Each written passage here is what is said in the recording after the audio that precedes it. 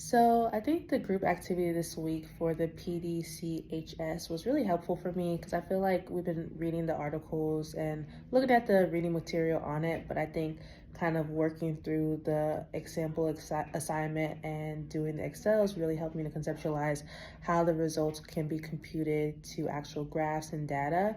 I know the actual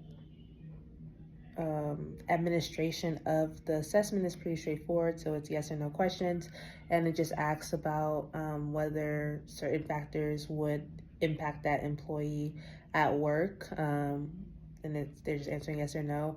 I think that this is an important tool, not only for BCBAs, but just for any type of leadership or management team as they're trying to figure out what variables impact employee behavior. I think more research should focus on just the impact of the environment and those either establishing operations or abolishing operations and how they impact employee behavior and help the organization meet organizational goals. I think one of the barriers I thought about is how do we address all these barriers to success, right? So all of us are individual, we all have different motivators, we all have different struggles. So of course, there are certain things that are more common than not, right? So, like finance may be a motivator, or work-life balance may be a motivator, right? But for some people, one person workload may be a barrier that's hindering performance. But for other people, the workload is easy and it's not really a barrier.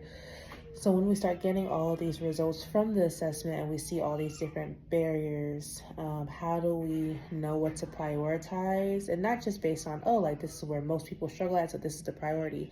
But what happens when the least amount of people struggle in a certain area, but it's still an area of deficit, right? How do we pick and choose what we want to address as an organization? So I would be interested in more research that kind of extends this assessment to see what do we do next, right? Like how do we figure out what to address based on these assessment results?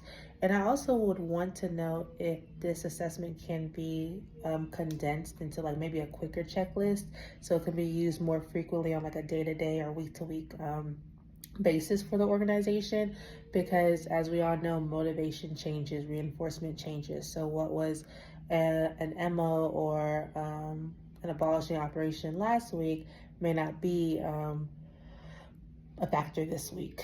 So I think those are just some things to consider when discussing the implementation of this assessment and just conceptualizing the results and computing the results into something that can be transformed into a viable tool for the organization.